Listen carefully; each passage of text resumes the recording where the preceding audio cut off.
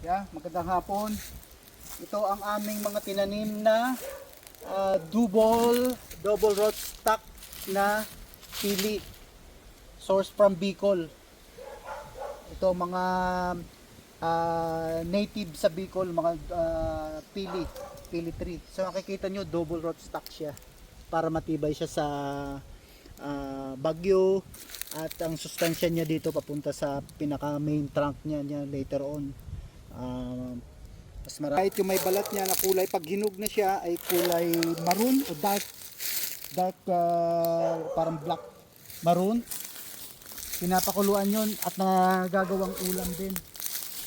Tapos of course yung pinaka shell niya matigas yun, may mga gamit din siya.